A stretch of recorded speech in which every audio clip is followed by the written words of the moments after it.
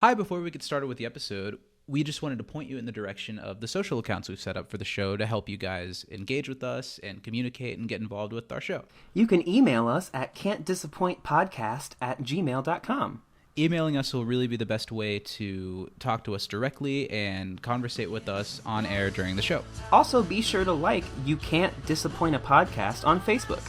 And you can also follow us on Instagram at Can't Disappoint Podcast and Twitter at You Can't Disapod. That's disapod like disappoint. So there's one S and two P's. Well, thanks for tuning in, and let's kick off the episode. Here we go. Chemistry. Sexy. You know what else is sexy? Annie. I know chemistry is sexy, but Annie, I don't see it.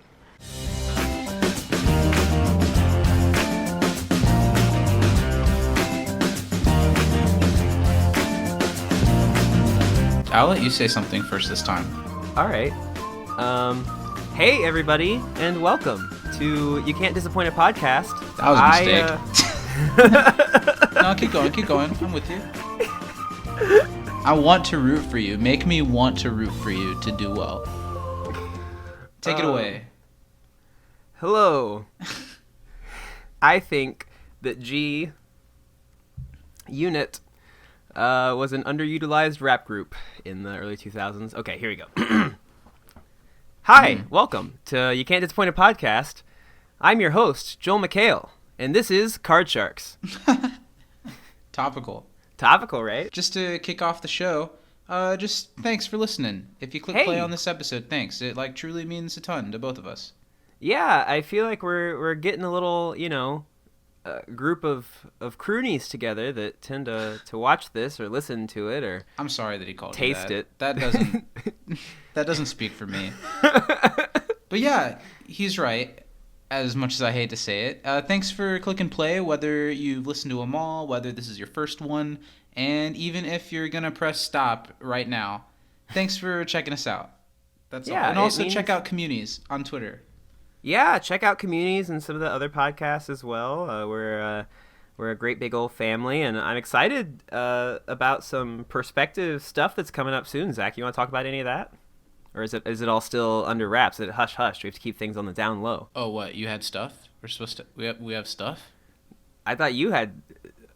There are a lot of talks happening, both with I don't know, friends we've met through podcasting about community and friends from our pasts and stuff. We're gonna do some stuff with some people soon. I think. I don't want to say too much.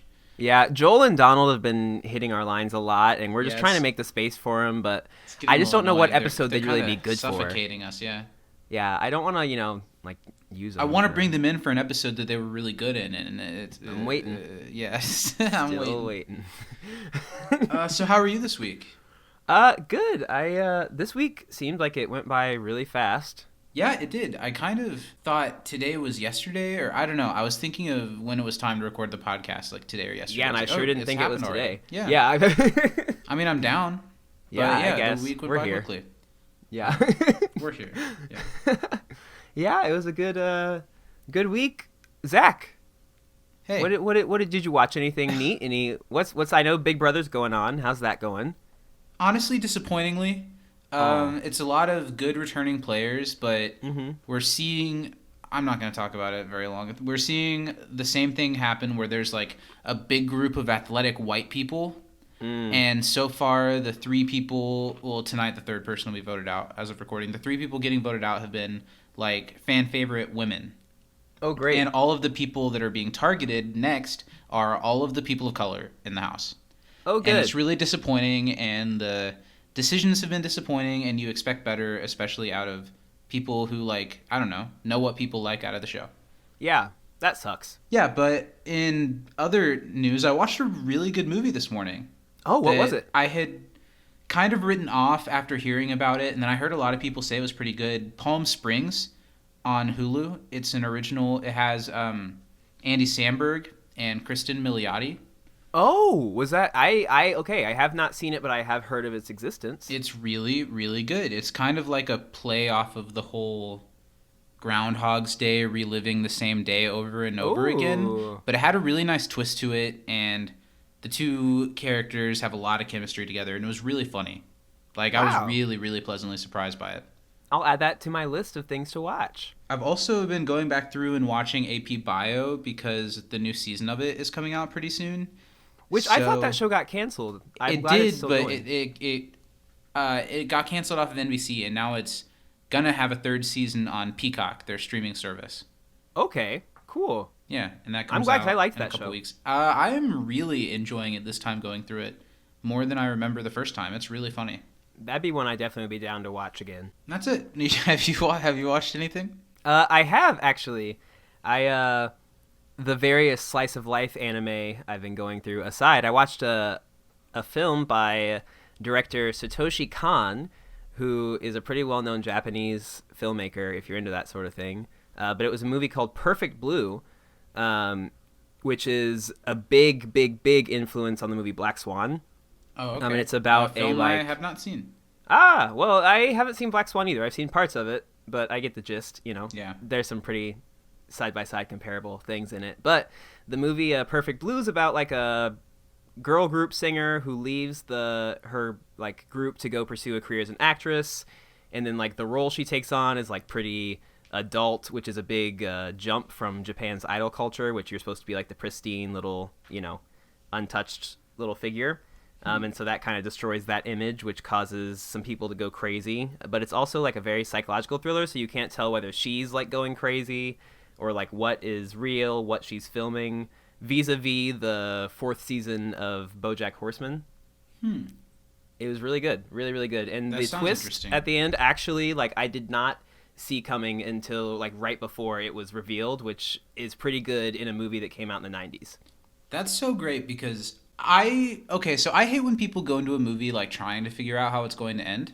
I want the movie to like take me there. Exactly. I don't like think about it. I just want to be watching the movie.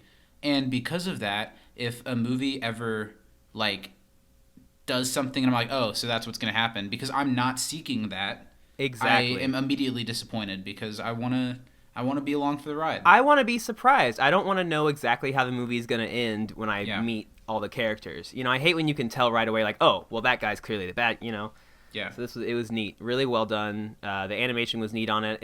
He does a lot of, I don't remember exactly what it's called, but it's the transition thing in scenes where like you think that it's one thing is happening, but then they like zoom out and it's a totally different reality than you kind of thought was set up by the shot. Interesting. There's a I name like for that. it, but yeah, it was Interesting. really cool. I'm looking forward this week to revisiting the Bill and Ted films before the new one comes out. I have never seen Bill and Ted's Excellent Adventure 1 or 2. I haven't watched them in a long time, so I can't exactly tell you if you should or not. I don't know if they're really cheesy and corny, but I think there's a good chance that they're still pretty funny. And if Yeah. they are, maybe you should check it out. But I think there might be a chance that if it's not something you have nostalgia for, it's pretty dated. And I don't have too high of expectations for the new one. I just think it's pretty cool that they're making it at all. I think so too, and I really like Keanu Reeves, and I like Keanu Reeves enough to watch those movies and enjoy him in it. It's hard for me to see Keanu Reeves now as that character in it, and the trailers haven't helped any. I feel like he never smiles. And, they're like dopey, like... Yeah. It's kind of like Goofy. 80s Wayne's World. It's like goofier than Wayne's World, but or cheesier than Wayne's World. It's kind of like Saved by the Bell Wayne's World. Yeah.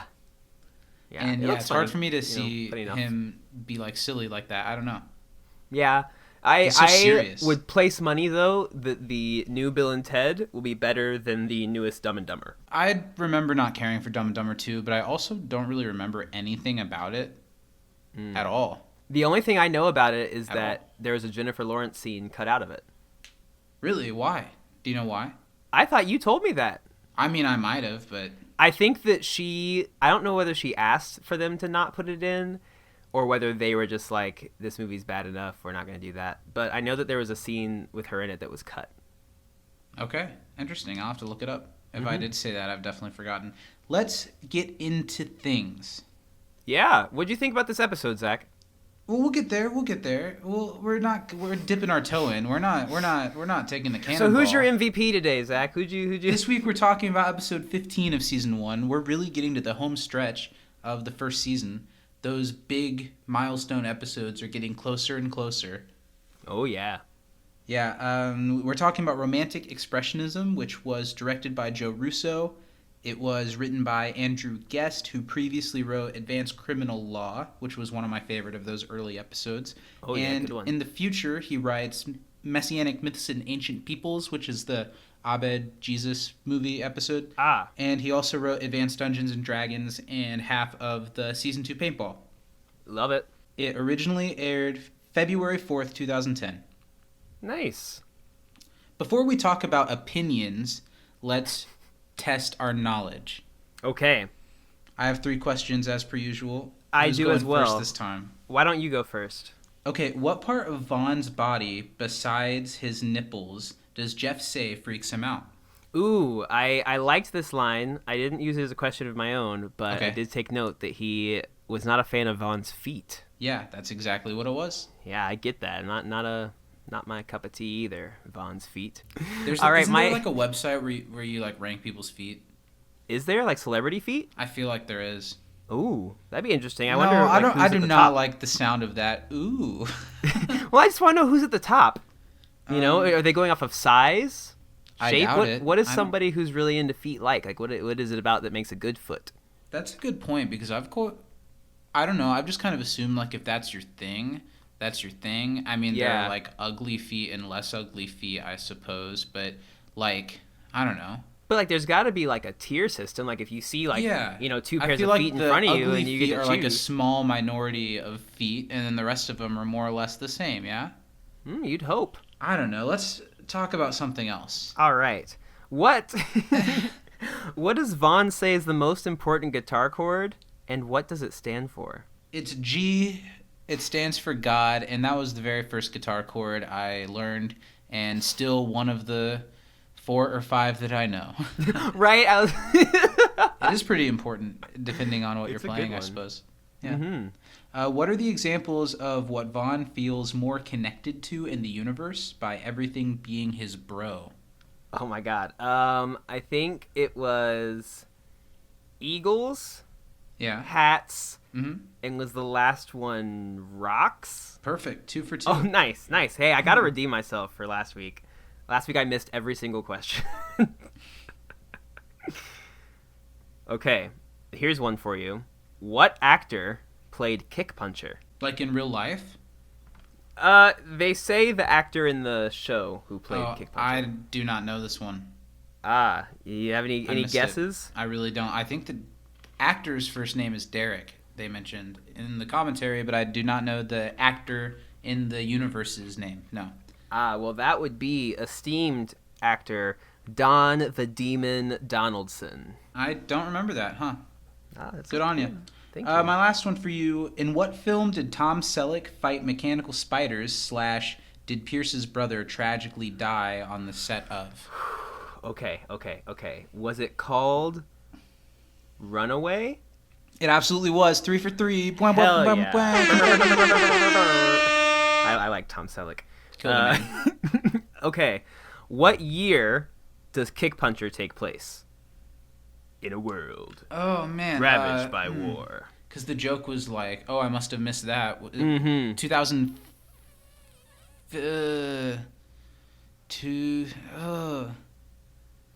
2005. You are so close. What was it? 2006. Nice. But you know, that same difference. I tried. Yeah, I only that was got good. one really right of your 3, and you got all of mine. You're on fire this week. I'm on fire. Bang, Let's bang, see bang, if the streak bang. continues. It's time for Steven's thing. Hello, this is the part of the show where I, in detail, describe. Oh, no, sorry, different podcast. That was the Dojinshi podcast. Whoopsie. Okay, here we go. For this one, the one with I'm glad Zach. I did not know what that means. It's good. Don't. The one person that listens to this that knows what it means will laugh. Everyone else will be curious. Okay. We actually have 2 emails this week, Zach. Wow, 2? 2. Wow. Yeah, we are like. Our cup runneth I'm gonna have over. to get a PO box. Shit. You specifically for what? Just for me. emails? for emails, yeah. Well, I turn all my emails into physical mail and then get them sent to me because I like to feel wanted. Yeah, our email server only allows so many, or else our rates will triple. We can handle 4 at a time. Yeah. Oh, God. All right. You heard it here first, folks. How many Steven can handle at a time? Oh, okay. Well, first email. I'm going to read the one that I opened here first, and this is from our friend Martin. MJ writes us. Hi, Martin. He's MJ. He says, "Hey, Zach and Steven. Thank you for another entertaining episode on interpretive dance.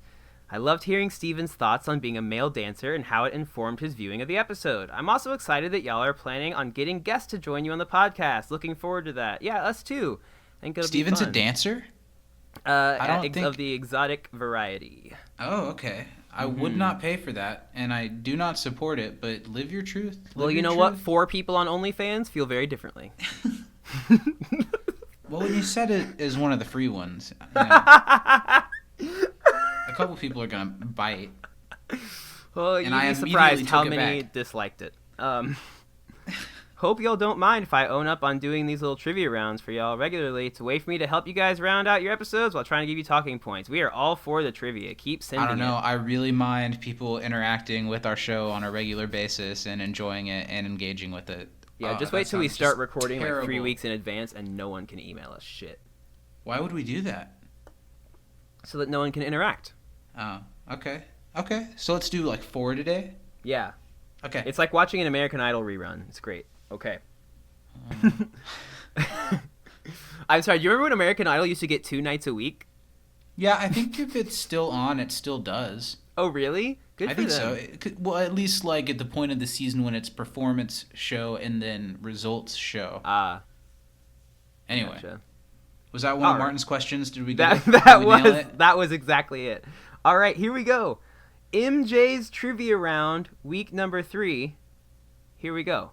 Oh, number 1. This is a hard question because I don't think I know it.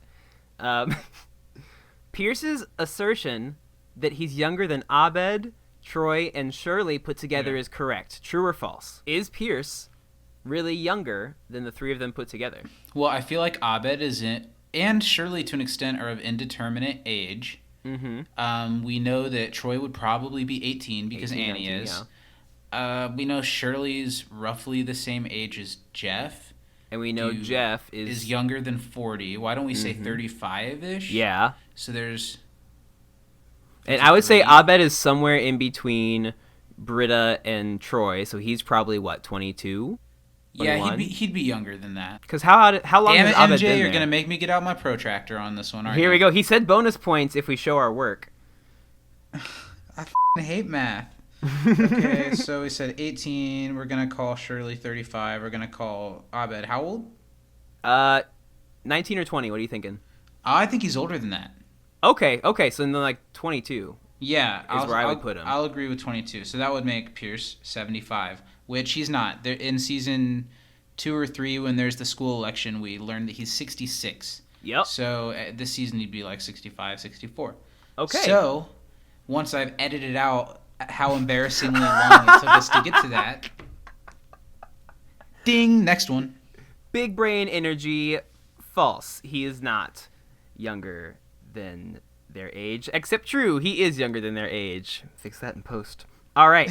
Number 2. What is the Absolutely not. What is the in-world name of the actor who played Kickpuncher?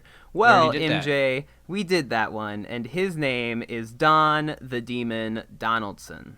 Yeah, MJ, if you're going to send in these questions, you really got to get on the same page as us, man. Yeah, watch the beginning of the show, buddy. Come on. Nobody's watching anything. Just wait. What? Just you wait. Let's move on as quickly as possible. Okay. Rank the 3 movie posters visible above Abed's couch in his dorm room. Which, for reference, let me jump down to episode... Well, no, I definitely saw in this one, Back to the Future, batteries not included. And Stand By Me. Stand By Me? So were those the 3? Yeah, those were 3 of... Yeah. I have only seen Back to the Future. So I'm going to go Stand By Me, Back to the Future Part 2, and then the Alien one. Yeah, Back to the Future Part 2 is the worst one. Yeah. It's not a good one. Okay. Number 4. What is the in-world name of the sketch comedy troupe that Pierce consulted to prepare for the movie night? Oh, what is their name? I know he says, like, you're a community college sketch comedy group, but what's their name? I don't remember. I literally read it on the community Wikipedia page for this episode, prepping, and I didn't write it down, and I don't remember it. Yeah, I have so there no you clue. go, MJ. Stumped us on that one. Okay, here we go. What are Vaughn's nicknames for Annie and Pierce in this episode? I know the Annie one is it Moonflower? Mountain Flower. It's Mountain Flower. Mountain Flower, and Pierce was at the end, he River says something. Old Man River. Yeah. Yeah, there we go. Yeah. Next. All right.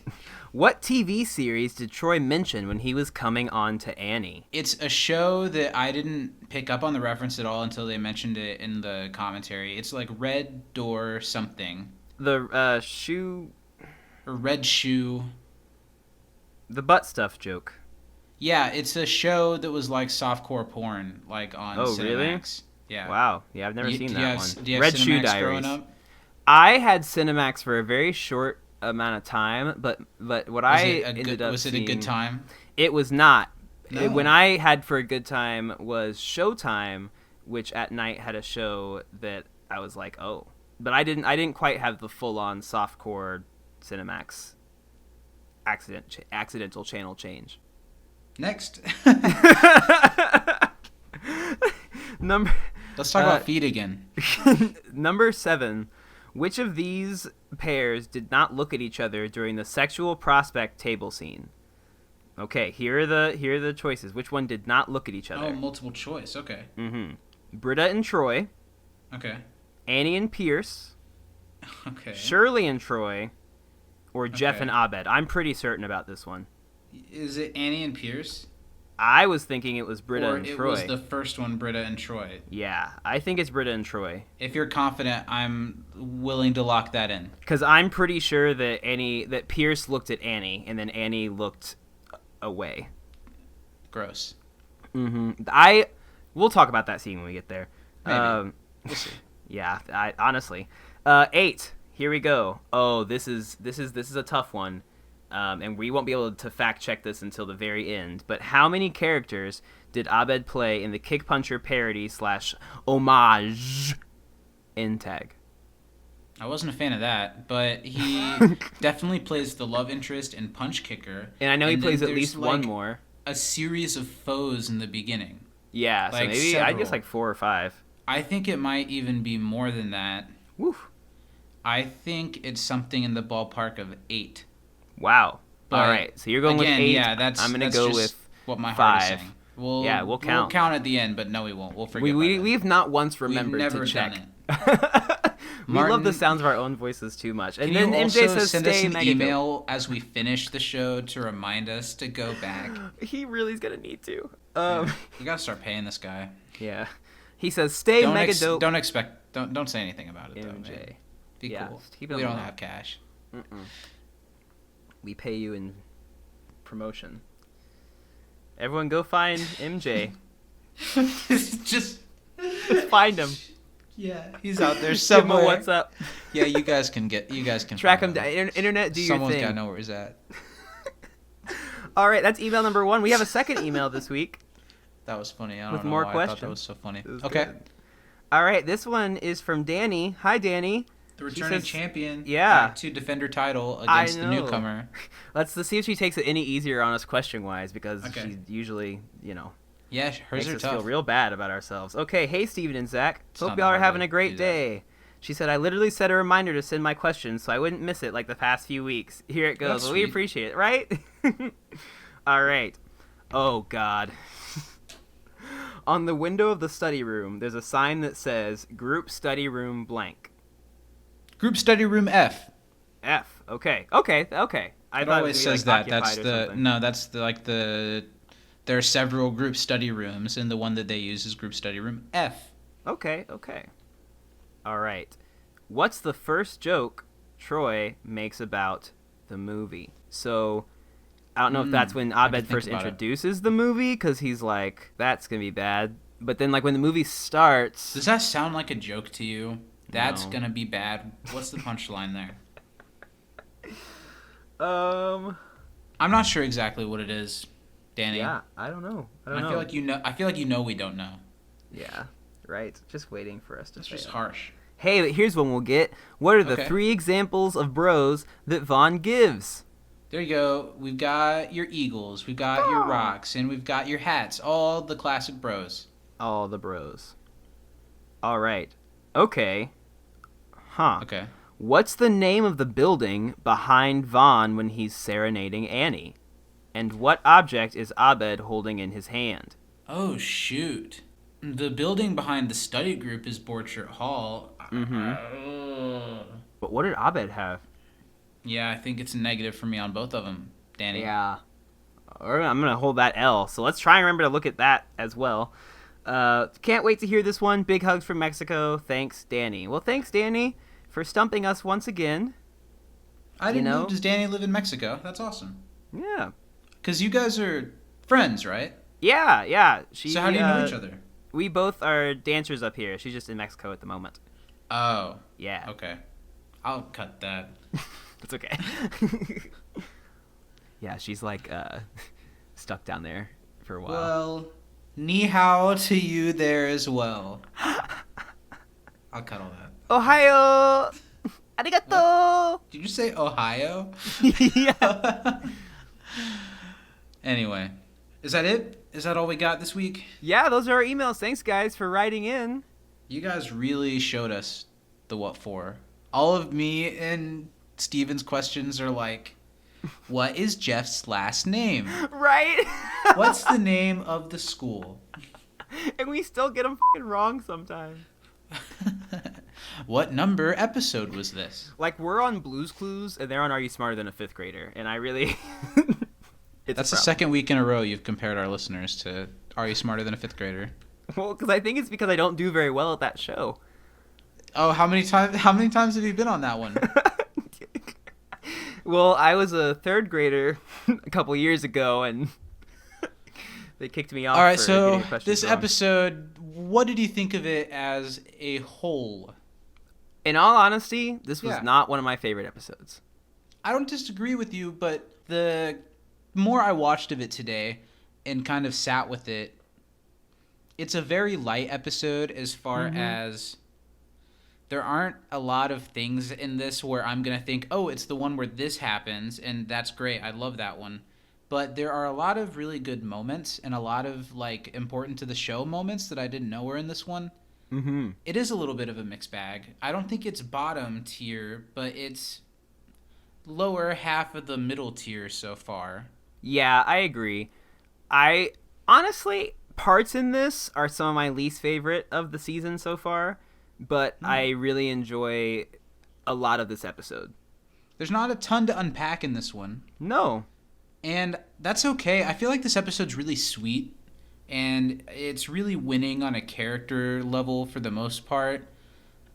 There's not a lot that it did wrong. No. It just kind of feels like an episode of the type of show Community seemed like it was going to be in the pilot, and not There so we much go. the show that it's been the last couple episodes. And that's not a bad thing. It does it really well. Mm-hmm. It's just not the show that I wanted to make a podcast about to pick apart. Exactly. But I feel like that's a little bit too damning to say that, because I did enjoy this episode more than some of the other episodes. Well, let's jump in. Let's Blueska do. We can too. In fact, the commentary, they like this episode, they consider, or Dan considers, like a crown jewel of the first season. Really? As far as like talking a lot about how, oh yeah, we're the show that can do like the paintball stuff, but we can also do like character-based stuff that works really well, and this is his example of that. I can see why they would think that, but I don't think there's, I don't know, the way he talked about the episode, he made it seem like there's a lot more to unpack in what's going on than what there actually is. Yeah. It does have a moment at the end of the episode that is one of the best moments of the entire series as far as like the study group around the table. And I love Britta in that scene, especially. I think there's some good. We'll Britta get to stuff. that when we get to it. So there is stuff to unpack. The episode begins outside Greendale. It's always nice to see outside Greendale because we only see that season 1, maybe season 2. And Jeff and Britta are walking together talking about They mention Jeff's relationship with Slater, which it's nice to see continuity with that. Yeah, he has a little, like, she left a gold star on his crotch, which was nice. Yeah, That was a little funny joke. That is a funny joke, but right off the bat, that's like the joke that fits in with that alternate community. Yep. You know what I mean? Because, totally. Again, I don't know. I don't think Slater, the person that she projects, would do something like that. It's like the joke is, oh, she's a teacher, so she gold star. Mm-hmm.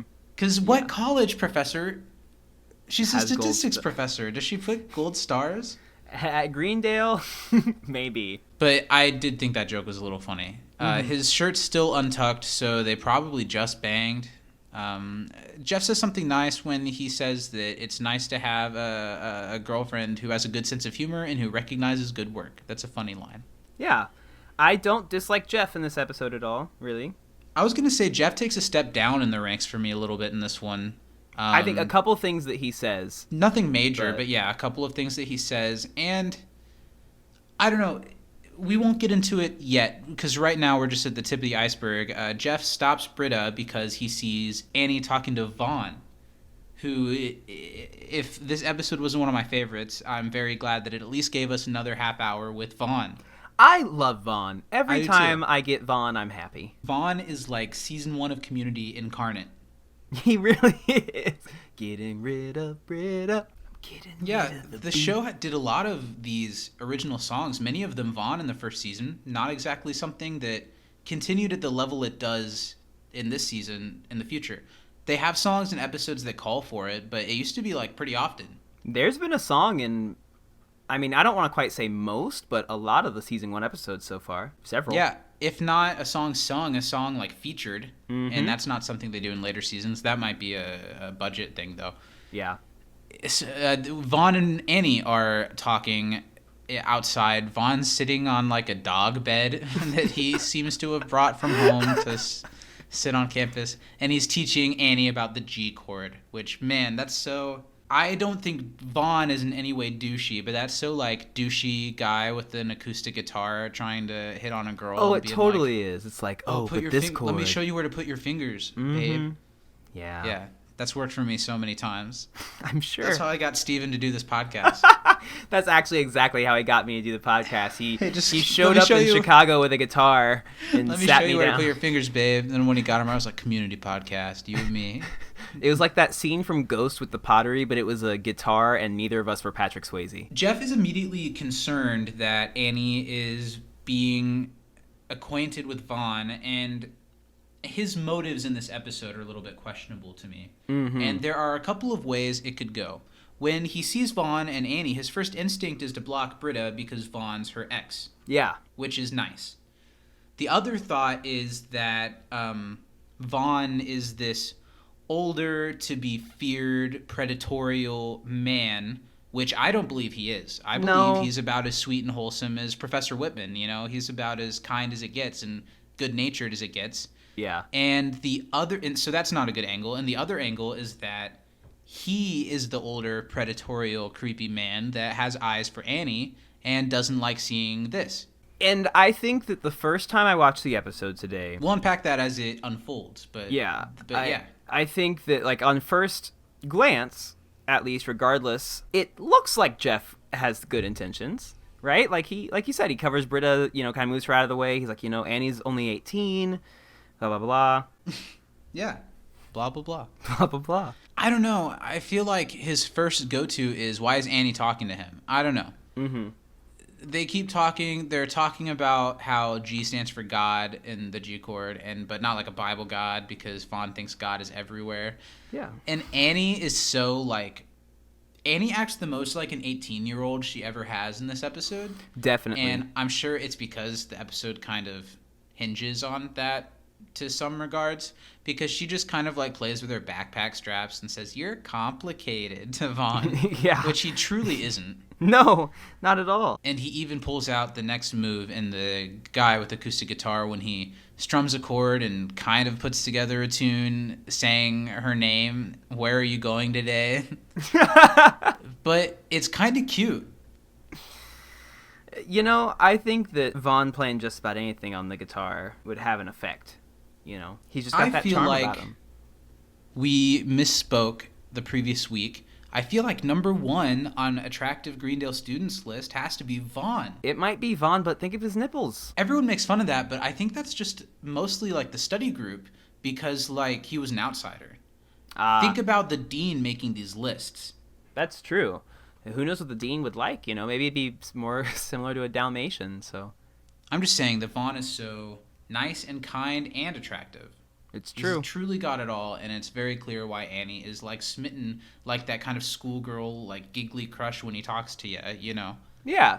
And Jeff, whether or not his intentions are noble, he feels a little, I don't know, when he sees someone like that, especially someone like Annie, who he's a little bit close to, I think he feels threatened, kind of. Mm-hmm. He goes right into a line that's pretty funny when he talks about Vaughn having no shoes or shirt, but yet he continues to receive service. Yeah, that was funny. And Britta plays it pretty cool this whole episode. She doesn't even say anything that whole time other than Vaughn's name when Jeff mentions him by his tiny nipples. Yeah. So we cut from there to the study room. Troy and Abed are planning to watch Don the Demon Donaldson and Kickpuncher tonight at the dorm. This is another thing about this episode that it's a plot starting that I like, but not a ton to unpack here. Yeah, totally. I like what they're doing with it, but it's pretty straightforward. We can all relate to getting together with some friends and like goofing off while talking about whatever you're watching or watching something to goof off. So it's relatable. I mean, we've watched The Room together more than once. Yes, we did.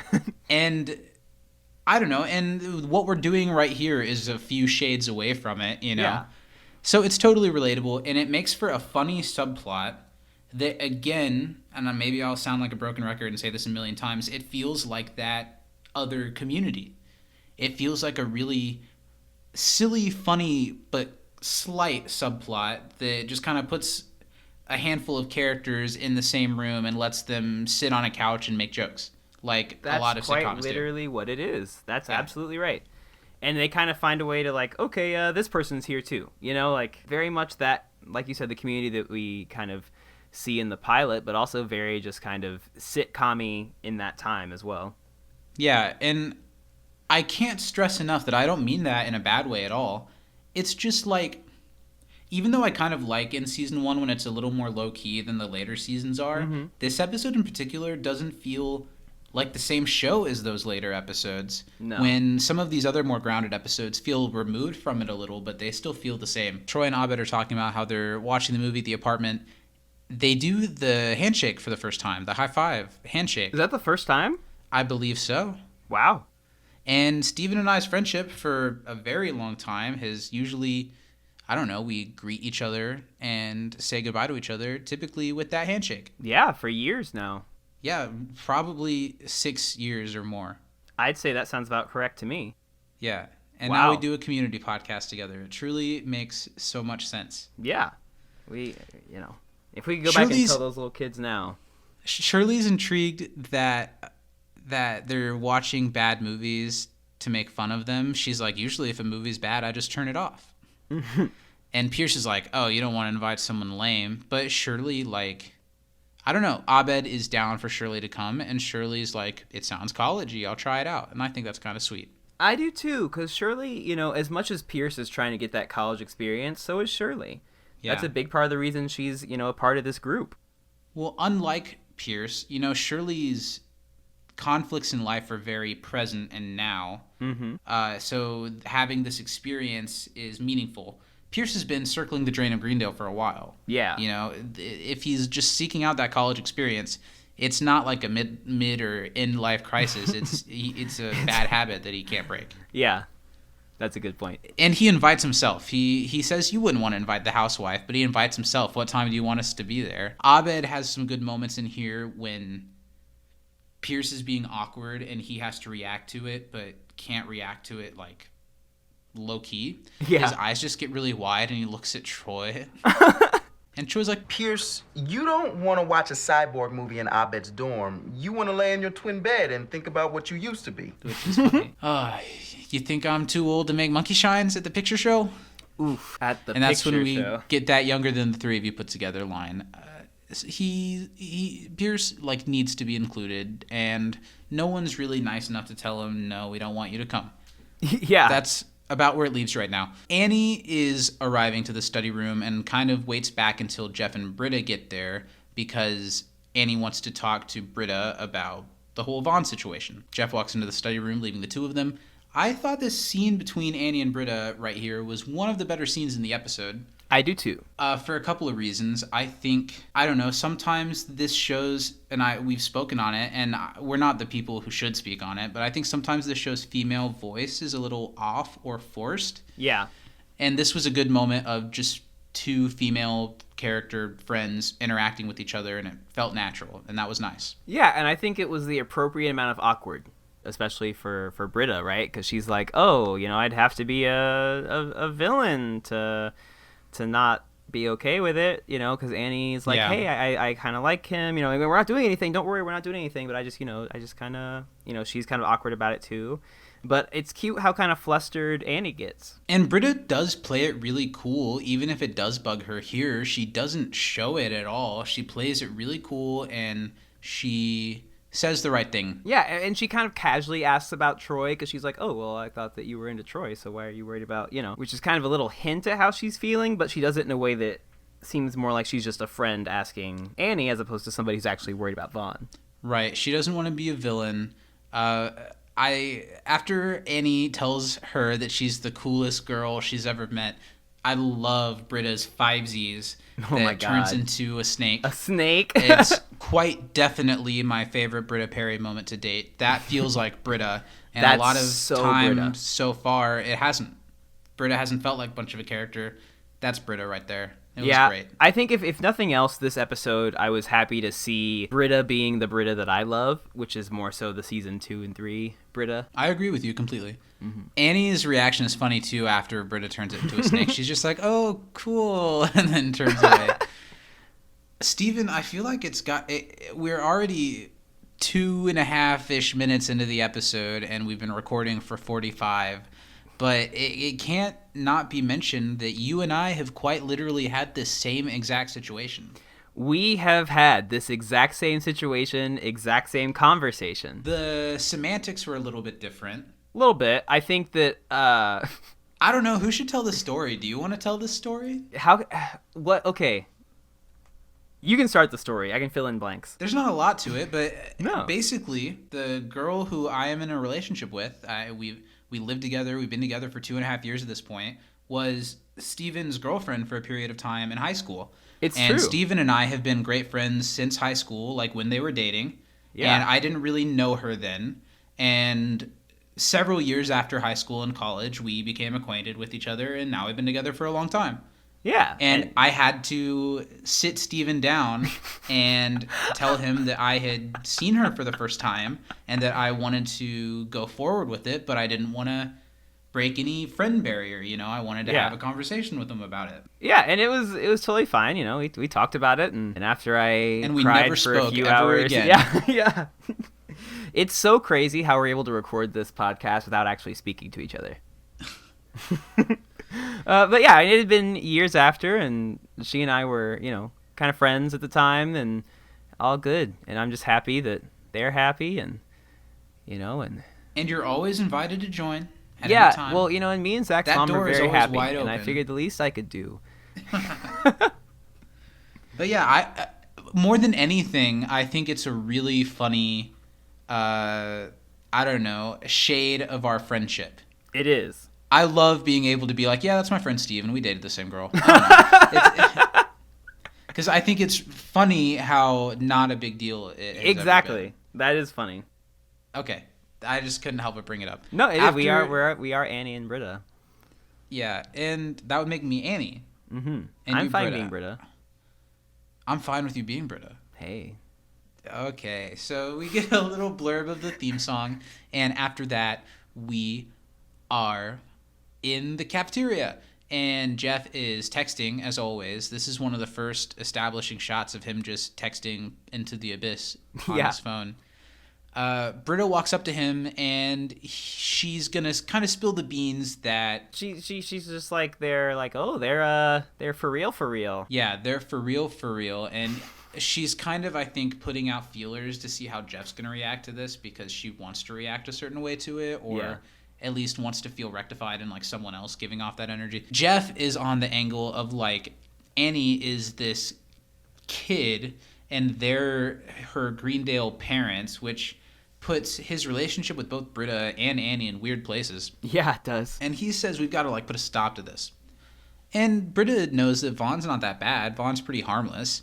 And Jeff, I don't know if he's just so overprotective of Annie. I don't know exactly what his angle is, but he's like, well, Britta, you're 28 and you're fooling around with him. That's different than Annie, who's 10 years younger than that. Says the 30-something-year-old man who's kissed the 18-year-old girl that they're talking about. Yeah, right? That he must have just forgotten about that one. Or he's like, I don't know, like projecting other feelings. That's why I got a weird vibe from Jeff this whole episode. That's fair. The emotions entangled are weird, and I stand by that. I don't think you're wrong.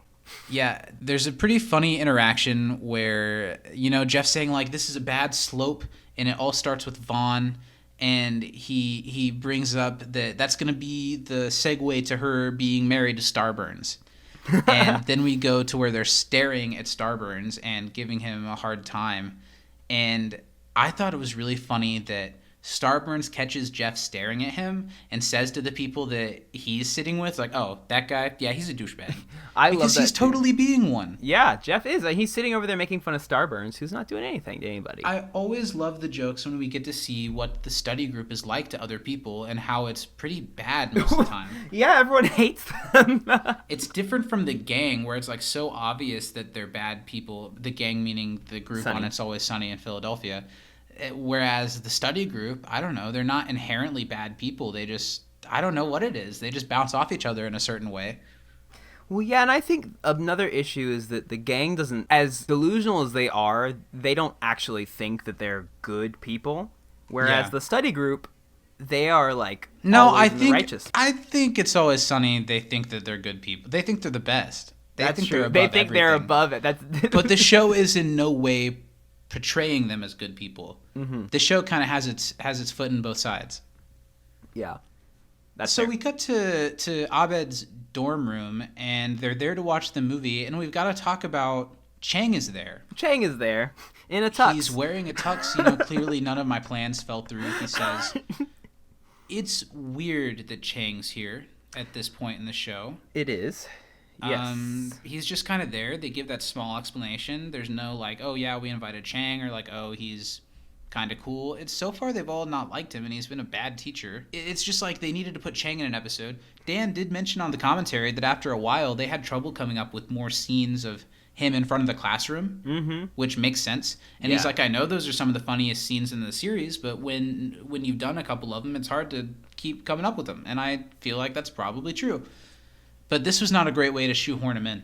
No, I agree. I think it was just weird. It felt awkward. And I don't think it was super necessary. Like, as much as I like Chang, and I think as much as I like to see Ken Jeong in an episode of Community when he's been kind of spare most of the first season, he doesn't do a lot for me in this episode. He's just, like, set dressing. No, and I think that Shirley, Abed, and Troy were funny enough, like, in the scene, so... Yeah, and just to speak more to Community being those, like, set a bunch of characters on a couch and have them rib at each other. And it doesn't really matter which characters, just put them on a couch. I don't know. It's like, it almost makes me want to compare it to, like, Big Bang Theory. Yeah. But I won't do that. I got some heat, Zach, because I showed someone our Christmas episode, and in it we were talking about Big Bang Theory, and I don't know whether I misspoke or what, but they got the impression that I liked Big Bang Theory and that I liked Big Bang Theory more than Friends, and I'm like, incorrect on all fronts. I feel like I remember you speaking of watching The Big Bang Theory in an episode of our podcast, and you didn't say much other than like, oh yeah, I've seen a lot of The Big Bang Theory. It wasn't like a time when we were clowning on it. Yeah. I don't remember. I should have made sure that every time I talk about The Big Bang Theory, I quantify that with I don't think it's a good show. I don't think The Big Bang Theory is a good show, and I'm of the school of thought nowadays that Friends isn't that far from being not a good show. See, for me, Friends is always going to be really high up there, and I've watched it several times. And there's some things about Friends, like, yeah, I think Ross is not that great. But Ross is my favorite character. I'm saying Ross is not that great a person. Ross does some pretty as far as things. like where the comedy comes from. That's fair. I don't know. I think Friends has aged very poorly. It's jokes about gay people, it's jokes about women, and its lack of diversity in the show. All things I agree with. I don't think it holds up too well. But the 6 cast members are very funny. Mm-hmm. I don't know exactly that the writing was always that funny. I think that they brought a lot more to it than it probably would have had otherwise. Anyway, that's for Friends cast. It is.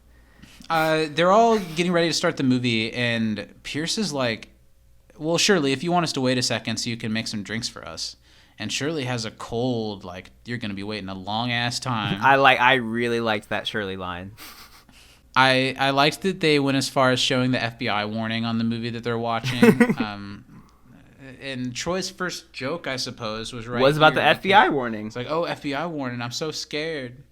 Which I remember thinking that when I was a kid. Really? See, my mom and I always joked about it. My favorite, like, pre-movie commercial was the one where it was the guy, like, stealing a TV. It's like, you wouldn't steal a car. You wouldn't steal a baby, so why would you pirate a movie? You wouldn't steal the Declaration of Independence. I'm like, I would absolutely steal all of those things, first of all, movie. Pierce immediately jumps into how he has to be the funniest. It's a competition to him. Or it's a dick measuring contest. He has to show how quick and funny and quippy he is, and so he's like, hey, I didn't know we started. And I feel like situations like this where it's a bunch of friends joking around, whether they're watching a movie or any situation, especially in a school setting, it can feel like that. Oh, absolutely it can. Especially, like, I mean, just imagine what it felt like to be anybody watching a movie with us. I mean, they just can't compete. They probably felt really insignificant. For that to happen, someone would have to be willing to watch a movie with us, and that's never happened. No. Have you ever been in a situation like this where what Pierce goes on to do later in this episode, where you like practice what you're gonna say? I've never done that. When you get to school the next day and you're like, oh, it's gonna be so funny and everyone's gonna love me. No, I think I've thought of like jokes before school and been like, oh, I'm gonna drop this mofo sometime today, but it's never been like okay, I have to have something good to come with. Yeah. Have you pre-studied before? You gotten ready?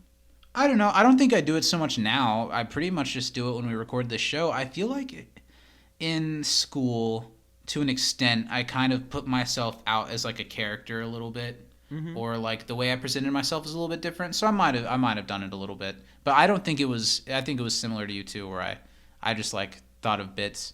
Yeah, exactly. Like you'd be like, oh, this will be funny to do at some point. I'm way more interested in all the glimpses we see of the Kickpuncher film than I am in this like jabbing at the movie storyline. I really want to watch Kickpuncher and the second one, actually. I know I've told you before, I used to, like, every week, every Saturday, Sci-Fi Channel used to have a new original movie that was god-awful, and my mom and I, for years, watched that every Saturday.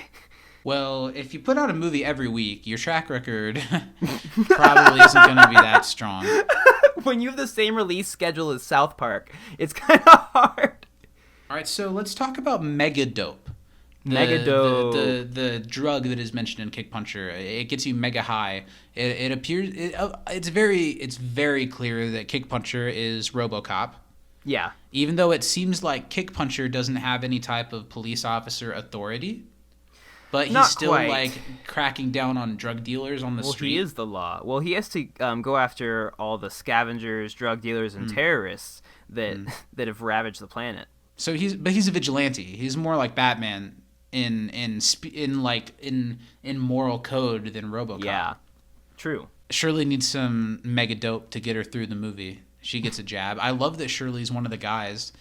Of all the characters being maybe a little bit misplaced in the storyline, Shirley's the one that I like the best. I like too. That she's showing this side of herself that she can have fun with the dudes. Well, and I like when Shirley just gets to be like a fun character, when she doesn't have to be the one who's like, you know, trying to fix something or like trying to, or like meddling in something. Sidekick. Yeah. The freeze police gives Pierce his first opening. Freeze police! Don't do that. They'll get cold. I really like when Chevy like has to do a laugh at a joke that Pierce has made that nobody else is laughing at. He does this like high pitch like, I can't do it. But I can't do it at all. But I know what you're talking about. It's so good. It's like because it's so like pained. Like, come on, guys, we're all laughing here. It's almost like Joaquin Phoenix's Joker laugh. Oh my god. Where it's just you can't help it. Oh, so everyone is just chewing on their food really uncomfortably. Shirley's clutching her purse. No one's reacting to Pierce's joke, and he just kind of lets it go. We get to the end of the film now, and it's a real shame that we didn't get to see more of Kickpuncher. Yeah. I love the 80s style hair on the woman that Kickpuncher is involved with. I'm so glad you said something about that, because it was great. And then, of course, the closing iconic line of the first in the Kickpuncher franchise. Kickpuncher, is there anything that we can give you? Don't call me Kickpuncher. Call me David. So was this like an Inspector Gadget type situation where David was in an accident? And it had to be. And all his punches got the power of kicks, you know? Oh, that's true. That's true. I didn't even watch the thing, did I? No. I didn't watch the episode, but I've done a lot of Kickpuncher research. Hey, major props to Kim Yang getting to direct a blockbuster film in the 80s as a woman of color. Iconic. Yeah. It's unfortunate her driving record is so poor. And that her film record is so poor. I hate that Pierce made that joke and Chang is right there because he really thought that was the one that was going to win everybody over. He was like, it's into the movie, my time to shine. Yeah, and when Pierce gets called out for it, he doesn't even bat an eye. He's just like, so clearly we're all really funny. When are we doing this again? He's like, this is a win all the way around. And this is one of those moments I mentioned where Abed can't say, oh, I don't know, we're all kind of busy. When he just like, oh, well, actually, tomorrow everyone's like, no. And he does it a couple of times. We were all getting, I wouldn't. And then... Right? I don't know. They make it like really clear, like stop talking, and Abed's just and Abed's like, no, he's like, I'm gonna tell him. We're gonna all get together and watch Kickpuncher 2, codename Punch Kicker. And Pierce is ready to go home and lick his wounds and come back for the next day, the next film with his A game. And Chang gets one of his like 2 or 3 lines when he just says, "Awesome." Yeah, Chang. Why was he there? I don't know. But Ken Jeong had just exploded into superstardom with The Hangover in 2009, and I love that he's on Community, and he brought a lot to the show, but... He did not need to be in Abed's room for this movie. Yeah, did he feel a little bit bad when he got scripts and he like has Maybe. 4 lines? He's like, hey, did you forget that I just had my entire like naked penis on millions of screens across the country? Better put me in a big part. So now we cut back to Annie and Vaughn. Vaughn is like just standing on his skateboard and pretending like he's surfing. Well, he says it's like surfing, but on wheels. But he's not doing anything but standing on a skateboard that's not moving in the grass and putting his arms out and wiggling them like he's surfing. And then he makes Annie do it. Like, all right, your turn. Yeah, I don't know how. That's one of my biggest things about this episode is that they're downing on Vaughn for being like predatorial when he's so like pure. Annie's gonna ride the wave. He's not sexualizing Annie. He's not forcing her into anything. They're pretending to surf on a skateboard. On a blanket on a community college campus. Like, I really feel like he has done nothing harmful to her. People always talk about ships in Community. Nobody mentions Vaughn and Annie. And to everyone that says that, I say that your faves would never pretend to surf together on a stationary skateboard, and it's adorable. Nope. Honestly, the only ship that could have as much fun together as Vaughn and Annie have is maybe like a Troy and Annie situation, but I still don't think that Troy and Annie would ever work in my heart of hearts. It's just because, as you've said with the Britta situation, you live vicariously through Troy. Yes. And you would like to be able to add Annie to the list as well. It's true. Again, Jeff pulls Britta right away from the situation with Vaughn. This time it seems a little bit more so they can spy on what they're doing. This is when Jeff says what I think is a really bad, tasteless line when they're spying on Annie, they're looking at the type of stuff they're doing, and Jeff says, I can hear her armpit hair growing from here. Yeah, that was like such a crappy thing. Just that, and let alone that Britta, of all people, would respond to that line with a laugh when she does not seem the type to, I don't know. Again, we're not the people who have to say anything about what women should and shouldn't do, but women definitely don't have to shave all their hair if they don't want to. Yeah. And what type of woman you are has nothing to do with whether you have some armpit hair or not. And that's what like Jeff thinks of, I thought was pretty gross. Well, and if anything, what that would mean is that she feels comfortable, like Vaughn will accept her regardless. Exactly. Which I is thought that a good too. thing. The only thing that makes you different if you're comfortable with stuff like that is probably that you're comfortable in your body and how you feel about yourself, that you don't feel like you need to live up to anything, and you shouldn't have to feel that way. Yeah, totally. So that line, like, I think I really, like, genuinely, like, almost scoffed the first time I heard it, because I think that's so not woke. It's not. And that was strike one of, I'm going to go ahead and say probably 3 in this episode for me. In hindsight, now that I'm thinking about it, I think Jeff has 3 strikes for me in this episode. So maybe Jeff is back to being a piece of crap. And I don't think he's quite piece of crap territory, but his intentions are questionable from the beginning, and he mansplains and white guys his way into several situations in this one. Yeah, he has a pretty gross line to Britta as well later on that we'll talk about. But I can't wait. So Jeff keeps saying we got to do something, and Britta finally kind of says, okay, even if I agreed with you, what are we going to do? She was never going to do anything. She might have felt this way a little bit, but she would have let it go and been fine. It's because of Jeff pulling it out of her. Jeff literally says, like, let's hatch a scheme. And now we cut back to the wholesome stuff, that what we're really here for. Vaughn's massaging Annie and saying, just center yourself. And I feel like we've done that. Several times. I also really like Annie's look in this episode when she. I think she looks super cute. I do as well. So Jeff is saying to Britta, if we say, hey, we don't think you should see Vaughn, that's gonna have the opposite effect, and they need to come up with a scheme. I feel like everything Jeff says is a potential strike. I'm just putting this whole conversation as one for me. Jeff says the mean line to Britta when he says you can't solve this problem with casual revelations that you spent time in New York and stuff like that. I don't know, like saying that like your point of view is wrong. And yeah, he literally said like your way of doing this is not going to solve anything. The thing that drives it into the territory that Jeff wants, and this is a pretty awkward moment when Starburns, who was just calling Jeff a douchebag, taps him on the shoulder and says, somebody just went to the top of my to-do list. Gross. The only reason they had that line or interaction is just to give Britta a reason to jump on the anti-Vaughn train. Yeah. And I don't know, a little bit ham-fisted community. Well, and I also don't think that fits with Alex's character. Yeah. That, of course, means Starburns. They take him in some weird directions, but hateful is never one of them. No, it's not. And like Gross. Horn Dog isn't. Well, maybe he is kind of a horn dog. But I feel like Starburns does all right. He's not worried about any of the girls. That's in the study good group. Point. Starburns does just fine. Starburns gets around. He is not like forcing anything on anyone.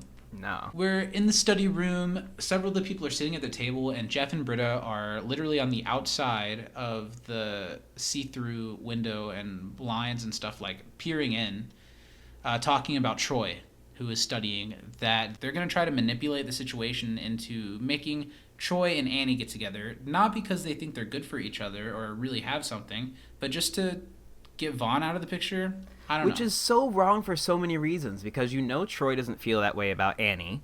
You know that Annie is trying to move on from that, but they're just being so selfish here that they don't care. Yeah, they know that those people can be manipulated if they try, and they take advantage. Mm-hmm. Yeah. Which is not the first time the two of them have done this. Yeah, you're right, and not the last time either. They decide that they're going to try to get them together, and they're going to try to get Troy to make the decision for himself that he wants to be with Annie now. The only thing I like about this Jeff and Britta team up is the way that the characters are blocked. Mm-hmm. You know, the way that they are, like here, the way that they're both peering through the window. Then there's the part a little bit in the scene when they're on both sides of Troy with like their head on one fist. You know, it's very much like the devil angel thing, but it's two devils. Yes, absolutely. Just tempting poor little Troy. So yeah, they decide to pull off the scheme on Troy. They walk in on him. He's just reading his book and literally just I don't know what to say. Jeff is like, chemistry, sexy. Britta's like, you know what else is sexy? Annie. And it's just this really awkward, slightly funny scene about them trying to like reverse psychology Troy into being attracted to Annie. Yeah, I think Troy has some funny lines through here. Like, he's like, well, I know chemistry's sexy, but Annie? And he reveals more about Annie's breakdown in high school. Yeah. That she had a nervous breakdown that ended with her running through a plate glass door screaming, everyone's a robot. Which I think definitely would take somebody down on your radar. Probably, maybe. I don't know. For people like me... Like, I think I might like Annie more now. Yeah. There are some funny lines when Jeff says, Troy, clear your head, and immediately Troy, done. Done. And, I don't know, tries to paint a word picture of this random person who is Annie, and then it slips into something not funny when it's one of those bits of Jeff whispering into Troy's ear, and Troy reacting to the dirty things that Jeff's saying. But about 18-year-old Annie, who he was just talking about, that he's trying to protect. Yeah. It's not that funny, and it's a joke that's been done so many times, and they're not doing anything here with it that hasn't been done before. Nope. Donald Glover is so funny, so his reactions to everything is funny, but he can make anything funny. Exactly. But and it's also a way for people to, like, solve a problem, say the problem being Troy needs to be attracted to Annie, with literally doing nothing, you know? Yeah. They don't write a reason to change his mind. They just like, oh, well, Jeff said something, so now his mind has changed. Yeah, this is actually the point in the episode for me where it starts to... go down. Yeah. I very much do not care for... And she's Jewish? Yeah. When Troy's hearing all this about Annie. Yeah. Well, and also the joke doesn't really make a whole lot of sense. Like, that joke would make sense if it were, like, gender reversed and it were, like, a guy and, like, oh. Like, maybe, not uncircumcised. Yeah, like, that's the joke there to me, not anything to do with I don't Annie, think that's supposed to be the joke, which No. makes me have no idea what the joke's supposed to be. Exactly. I'm like, I don't know what it means. To throw in a joke about her being Jewish. A good one. Yeah, and Troy decides that maybe she deserves another shot, but it's too late because she's already with Vaughn. And this is when, as if they hadn't already, Britta really, really breaks all semblance of this being an okay situation and says that Annie has had feelings for him for a very long time, which Annie confided with her about that. And it wasn't Britta's information to share. No, it really wasn't. At all. Yeah, they're totally manipulating Troy, and they said they weren't going to tell him exactly what to do, but they say Annie is just getting with Vaughn to make you jealous, so you have to jump on this now, right, Jeff? You know, I don't know. Yeah, and that's where for me, Britta, I lost a lot of like, okay, Britta, come on now, because not only are you like outing Annie's feelings for Troy that she had for so long. Yeah. And has been struggling with, but then you also lie to Troy about her being with Vaughn just to get at him. Yeah. Bad Jeff, news. Jeff just shakes his head and is like, and we didn't tell you what to do. Yeah. Losers. I hate it. Yeah. And this isn't the first time that we've done a storyline of them taking advantage of one of the study group members. This isn't even the first time in the 15 episodes we've done where Jeff takes advantage of Troy like this. Nope. Not cool. Not cool at all. And then as soon as they leave, Troy, I have the weirdest boner. They said on the commentary that was an ad-lib, and it's a very funny one. See, he can just make any scene funny. There's another one that they said in this episode that he ad-libbed, and it's one of the funniest lines in the episode. Ooh. Now we cut to Pierce is in a writer's room with the Greendale Sketch Comedy Club. Maybe we'll find out what their name is here pretty soon. Yeah. And they're all sitting around a table with coffee and Chinese food watching Kick Puncher 2, codename Punch Kicker, because Pierce has like hired them to write jokes for the movie that he can whip out when he meets with his friends later. And I thought that there was a chance that this storyline was kind of a ham-fisted comment on Chevy. And the types of jokes that he thinks are funny, and the way he treats the writer's room, or the way that he puts his own jokes into situations that aren't that funny. Were things that bad in season 1 already? I don't know. Well, in the commentary, Dan said it was more that he had a group of friends that they had a movie night with, and that someone did this, where it became like a quipping thing, and someone like had written down material. That's cringy as hell. That's And a good day for kickpuncher is the line, and Pierce pauses it, and he's like, "All right, team, that pause is a perfect time for me to say a joke. Come up with something funny." And all of these bright-eyed kids try to come up with something, and Pierce is just mean to them. He doesn't get any joke that he's told. This group of kids is played by Derek Comedy, which is Donald Glover's comedy group from before Community. That's funny. They did a movie, I believe, called like Mystery Team. Yeah, I've seen that movie. Yeah, that's Derek Comedy. Yeah, that's cool. And yeah, they all went to high school together. Ah! Yeah.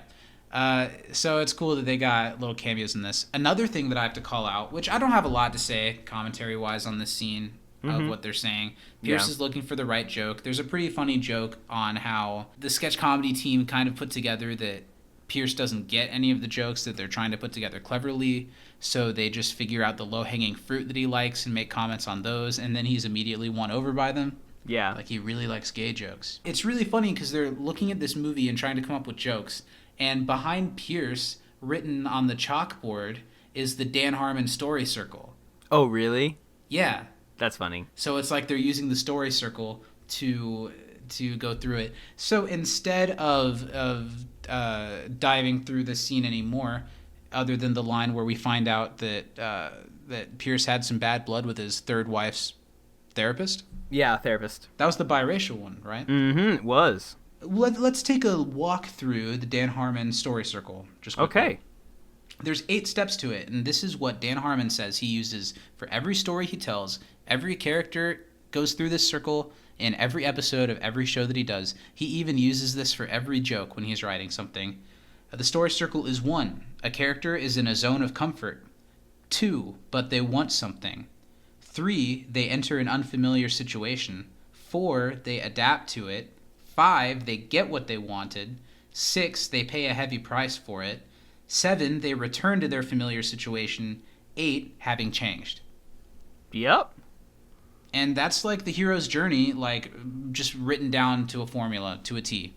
Mm-hmm. And I'm sure when it comes to writing, like that makes the process so much quicker because you just fill in the blanks. Mm-hmm. And you just add jokes. Yeah. Which is great. I love it. After that rap session, Pierce gets it's a great day for being gay. After that, we cut to Annie in the like kind of side area next to the cafeteria with all the couches. Here we get a really awkward but funny scene of Troy being really hyper masculine and coming on to Annie.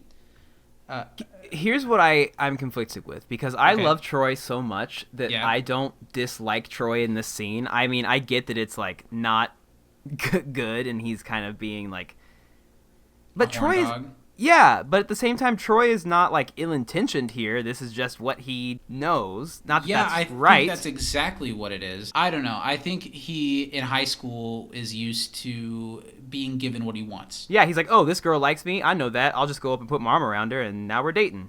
And we've seen that he has some toxic masculinity issues. Mm-hmm. And that, married with being given what you want, leads to this young man who thinks he can take what he wants, even if he's so well-intentioned. Yeah, I love his like little cool walk that he tried to do because it was so bad.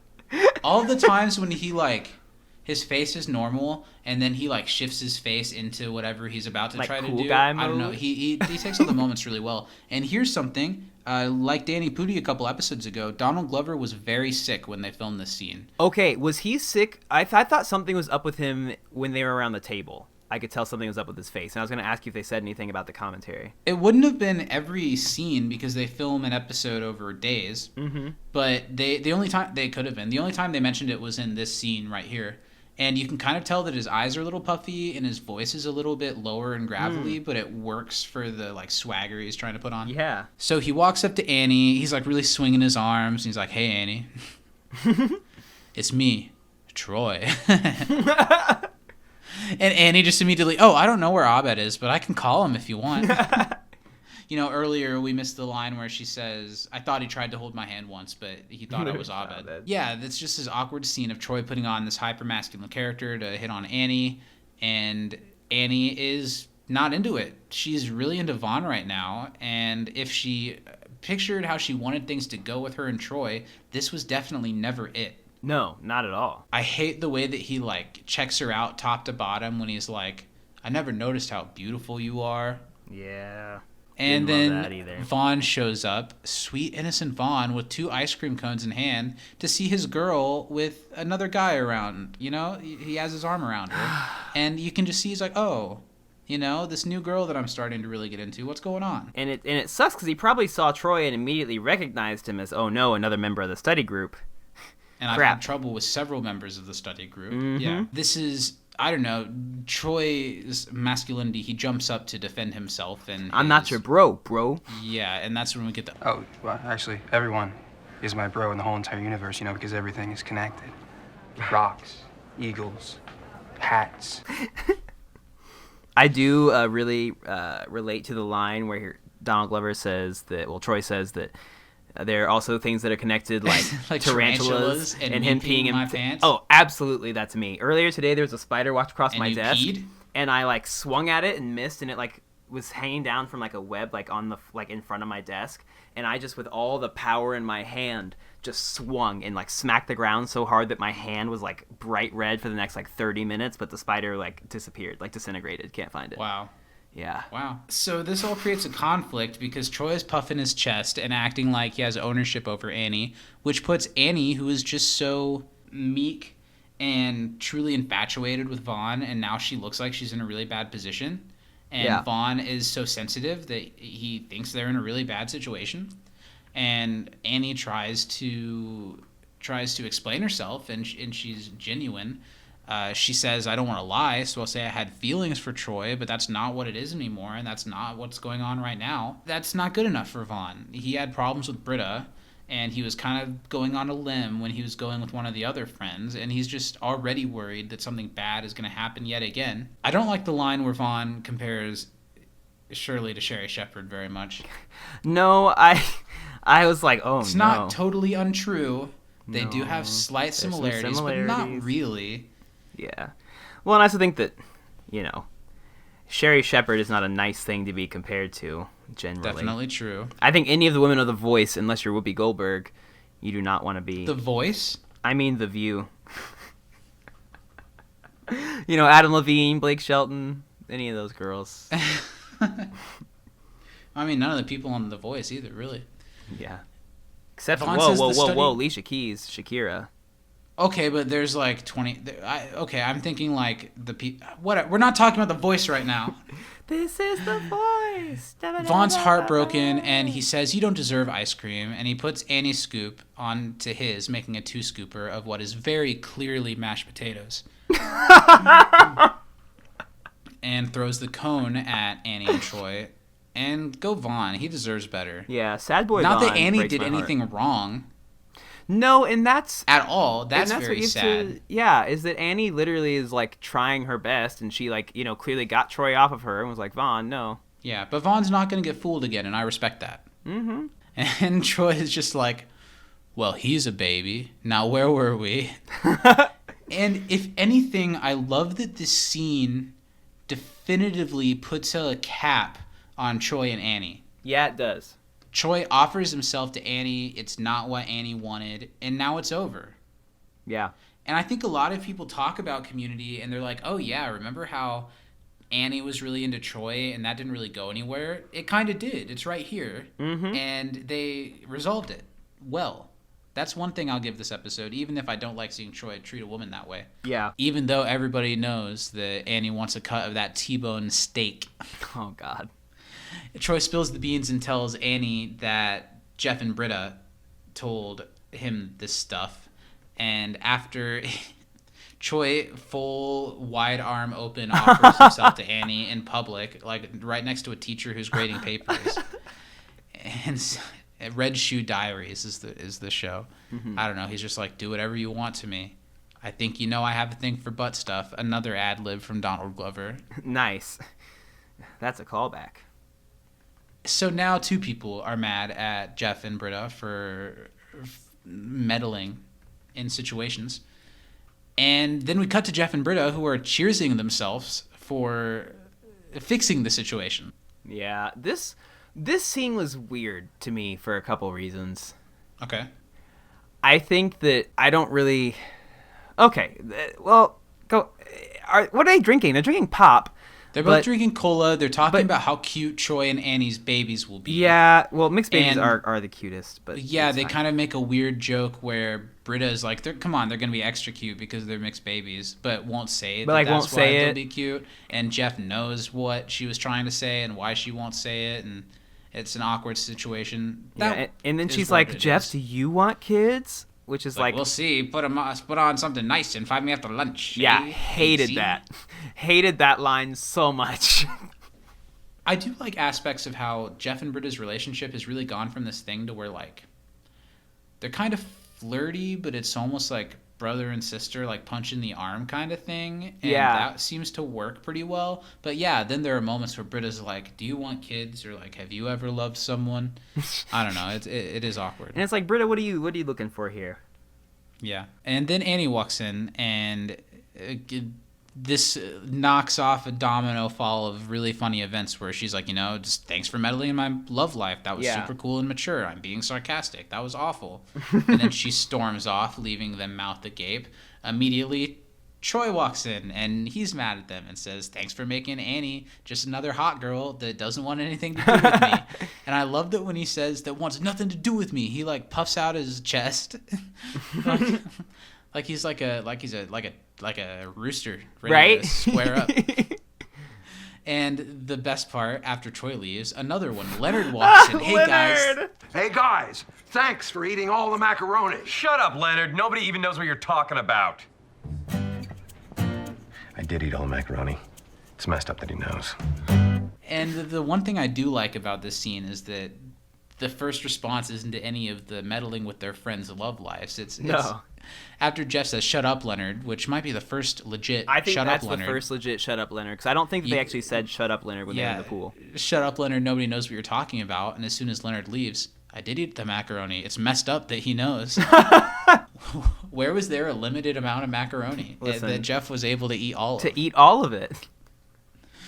Now we cut back to the dorm room. Pierce opens the door. Let's light this candle. Just ready to get stuff started. I'm going to start saying that when I enter a room. Kick punching, but as we talked before, they've decided to watch Tom Selleck fight spiders. And it's really funny that Pierce, put all this work into it. They're not even going to watch the movie that he put all this work into. He makes up the story that he has a brother that he's never mentioned that died on the set of this Tom Selleck movie. I love that nobody looks at him and looks like they're taking it seriously at all. Like, especially Chang and Troy are like, no. Chang's like, what? One of the mechanical spiders just went haywire and tore him to pieces. And Tom Selleck just stood there. He just stood there and watched him die. And the showing his teeth cry face Pierce makes is pretty funny. Oh. So because no one wants to trigger Pierce, Shirley's like, "We'll watch Kick Puncher 2 then," and Pierce gives a thumbs up. He's like, "Okay, good." He keeps crying, but as soon as the movie starts, he snaps out of it, and literally, the very first line, he's time to change the channel, change the remote. We're gonna be begging for change, spare change, change.org. I don't. He's just rapid fire spiraling. God, I do like the line. Of course. Immediately, everyone's like, "Well, Pierce isn't funny." Abed immediately turns off the movie and is like, "Something weird is happening." I like the comparison to Robin Williams. They make the incomparable. Yeah, but you're doing it with the speed and determination of the incomparable Robin Williams. Yeah. Rest in peace. And Shirley calls him out. "I think you came prepared." And Chang says, "Dude, even I know you're lame, and I'm a tenured professor sitting in a beanbag chair," which, Troy, you're not a professor. Yeah, again, there's not a lot to say here. It's funny. It's very light. Yeah. Pierce admits that he did advanced work, and he thinks it's pathetic that they're all sitting around making fun of movies, that they don't feel good about themselves, so they have to make fun of other people, and immediately connects that to what, Mama Chang didn't breastfeed? To which Chang is like, she read in a book, it wouldn't make that difference. Oh. And you all sicken me, and I will no longer participate. And he falls. He eats ass like Pierce always does when they need to end a Pierce story. They turn it around on him, how it's not really about them, and Pierce is the pathetic one, and he can't make anyone laugh. But then he does make everyone laugh when he falls, and as always, he never takes it as an embarrassment. He's like, they like me. There's like, biggest laugh of the night. Yeah. Which, it's true. When Pierce falls, I laugh. Yeah. So that's the end of that one. They cut back to the study room, and Pierce is still explaining what he was gonna say during the movie, even though the jig is up.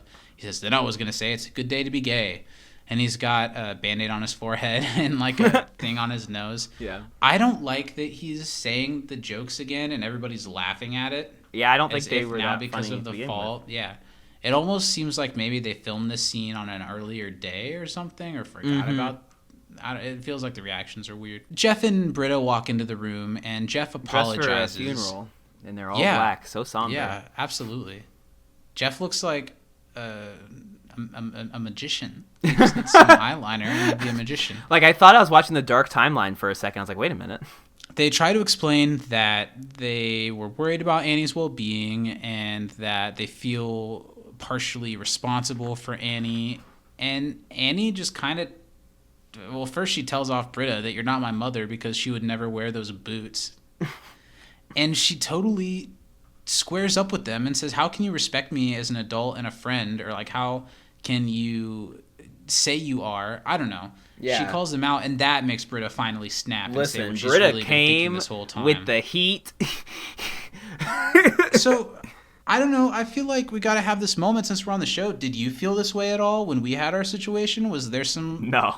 Was there some resentment at all? Not even a little bit. Really. Yeah. Okay. Because Britta, she was never going to say it, and she was quote-unquote fine with it, but of course she thought about it. I don't know. Because Annie says, but you don't like Vaughn. And Britta says, well, no, I don't, but I don't want him seeing anyone else.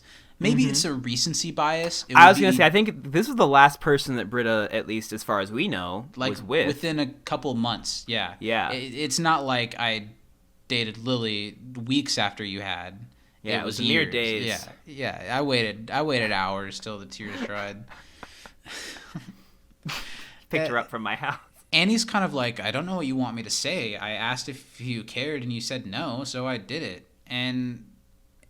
kind of good on Britta, where she's like, fine, I cared. I'm a girly girl. I like boys, and I don't like it when they're mean to me, and I don't like it when they stop kissing me and start kissing my friends. I'm not that cool. It's kind of nice to see this vulnerable side of Britta, but it could have been like this from the beginning.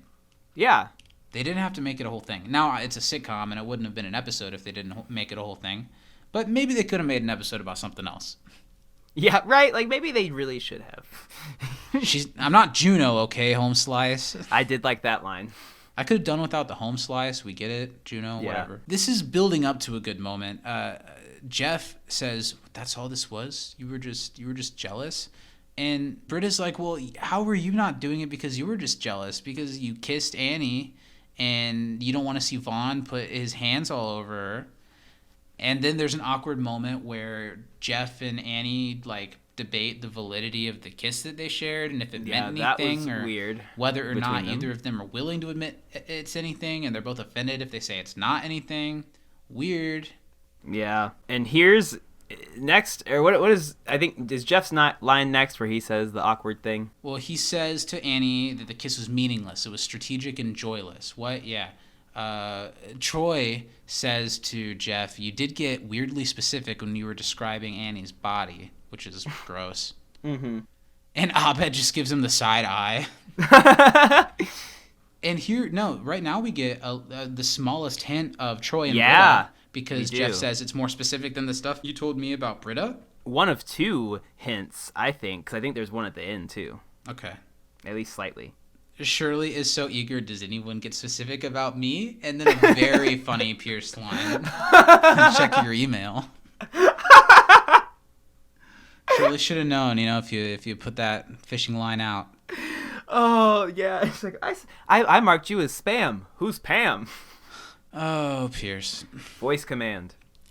Abed has a funny line when he's like, when we all first came in, we were wholesome and healthy like the Brady Bunch, but now we're as incestuous and dysfunctional as the cast of the Brady Bunch. Accurate. And they're just talking about how they're all kind of creepy towards each other. Shirley says it's creepy, but Annie says it's no creepier than when you talk about, like, Jeff's butt in his jeans, which is a surprise to Jeff and to Pierce. But Shirley says, well, where I'm from, it's perfectly fine for women to talk about stuff like that. Gray area. I don't know if that is okay or not. Gray area? Like, I don't know. Another really funny line. This scene's getting better here once everybody starts yelling at each other. Shirley says, you never find me say anything weird about Troy and Abed's weird little relationship. And Troy and Abed just, they're jealous. They're jealous. Very classic Troy and Abed moment. Yes. Winger, it's not quite a Winger speech, but he makes everyone listen to him so he can settle the conflict and says, it's more complicated. Because we're a family, but unlike a real family, any of us could be sexual prospects for any of us. And I hated this scene. You hate it? Hated every second of this moment. When they were really? sitting looking at each other, didn't like it. This is a lot of people's life. This is like a top-tier Community moment. Yeah, not for me. Really? Yeah. It's a super heavily gifted one. I love it because they just get a second where to quell this awkwardness that's building. They're like, oh, yeah, you're right. That could happen. We could all see each other that way. They all kind of look at each other and think about what it would be like if they did, and then they're done with it. I don't know. It doesn't bug me. What bugs you about it? I think that the Troy looking at Shirley and her, like, eyeing him was weird. I think that it was awkward because, like, when...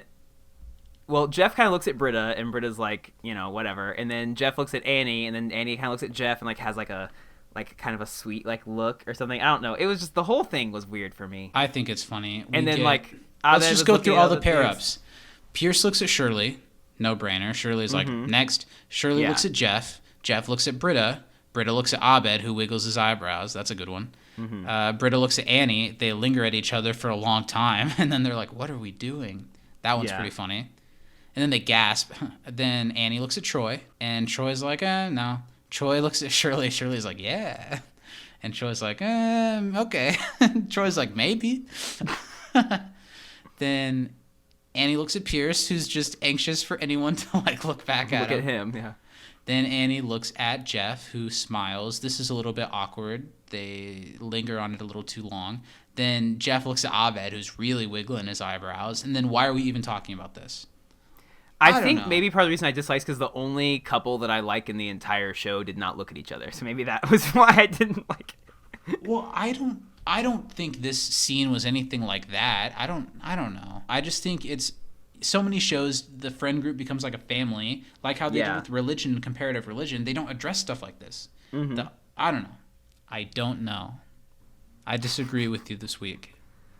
And that's okay, buddy. I think it's Jeff who says, well, you're the one who's having sex with Britta's ex-boyfriend, which brings up the super wholesome fact that, you know, like they haven't had sex. Because Vaughn is a sweetheart gentleman who will go at her pace. And Annie is too, and these people need to, A, respect these other people's decisions if they're friends, and two, like, just be honest with them and converse with them. Tell them your worries if you have them and you feel like it's important. But you've got to trust their decision at the end of the day, or at least see that it's not your decision at the end of the day. Totally. It appears to say that doesn't mean you're not having sex if you haven't kissed. I do like that Troy, like, immediately responds, yeah. And I don't doubt that Pierce has had sex with women that refuse to kiss him. Well, I think that some of the ones that he has to pay for, I think that's in the rules. Yeah, or it's extra. And Jeff only gave Pierce so much money. It's true. Annie says that Vaughn told her that they'd take things as slowly as she wanted and that he likes her for who she is and she likes him, and it's sweet. I don't not ship it. It's hard to take it too seriously because I know it doesn't last too long. Yeah. But it's sweet. It's the relationship in the show that's done the most so far to make me root for it a little bit. Well, and I'll say at this point in time especially, that's the person who I would rather see Annie with than any of the other characters we know. People don't like when you say you don't ship Jeff and Annie. That's like the thing. I really don't ship Jeff and Annie at all. I'm open to the potential of it if the show, while we go through it, shows me otherwise. Mm-hmm. But so far it hasn't. Yeah. And like just thinking back on when I watched the show before, I was not about it. So I don't foresee myself being super about it this time, but we'll give it a go. We hear guitar playing and light singing from the outside. I do not buy that they would have heard this from the study room and been like, what's going on? You know? No, me neither. They're like, you guys hear that? I'm like, think they're no, far too what are loud. you talking about? Yeah. So they all get up and exit the entire building where Vaughn is across the street playing guitar. There's no way they hear that. It's a sweet moment where, so Vaughn recognizes the study group. He's like, Britta. That's when we get the Old Man River comment, which is just the smallest nudge of a reminder of the Pierce-Vaughn like rivalry. And I wish that's something they would have done more with. I wish they had to. Vaughn's been thinking about it, and he knows that Annie was genuine and that he was just scared. He didn't get her messages, though, because he threw his phone into the river. He said, you know, I just thought, if I can't be with her, who am I going to call? And then I thought my landlord and my sister and you. He's been doing a lot of soul searching, and he wanted to say to her through song how he feels for her. And it's cute. It's sweet. Let's say, what do you think about Annie's song? Where does it rank for you among It doesn't Vaughn's songs? rank highly. No. But there's nothing wrong with it. No, I don't think either. I think it's only slightly above mid, but only because it's short. But like Jeff says, it's honest. I think my favorite part of it is Vaughn's backup man playing the triangle and tambourine. Oh, that's a hell of Owning a combo to be holding down the way he is. He's getting a shit ton of rhythm out of that tambourine. Yeah. And you know what I will say about Vaughn singing? His like oohs, pretty nice. Yeah, and they confirmed in the commentary that that's really the actor singing, and that he has a really nice voice. Yeah. It's very clear that he's not actually playing the guitar. Yeah. Because in the track, there's a lot of like finger picking and the melody is moving a lot, but yeah, he's just like moving his fingers across the same fret over and over again. But whatever. It's hard for me not to see stuff like that and want to take it out against a show, but obviously like the show can't help that the actors who they hired don't know how to do stuff like that, and they're not always going to have time to teach someone how to do it realistically. Yeah, I think the song's sweet. I think it's simple, but I think that it would appeal to Annie. I believe that Annie would be just head over heels for this. Absolutely. And I believe that Vaughn would be head over heels for Annie, and I like it. It gives me the sweet feelings. Yeah, I don't dislike the two of them together for sure. Britta and Jeff during the song share like a look at each other as if they're saying like, we did this. Well, I also like that for the first part of the song, like Britta has such like a stank look on her face. Like everyone in the group kind of has a different. Oh, what's Abed have in his hand? What were the other things we were supposed to look at? The building. We remembered to check one of them. Something about the room. Abed has a banana peel in his hand. Banana peel, that's what it is. And I can't see what the building behind Vaughn is. It's just like blacked out doors. Maybe you were right. It's the Butcher Hall or whatever. No, that's where the study group is standing in front of. Oh. Oh, no, it says Borcher Hall. It is Borcher Hall. I was right. Nice. Anyway. And the last one is how many characters Abed plays at the end, so we can check that. Okay, we'll get to that. Mm-hmm. After Annie's song, they embrace, and Pierce throws in the jab. His songs are dumber than he is. And Jeff is the one to say, yeah, but they're honest, because Jeff's finally come around on the guy a little bit.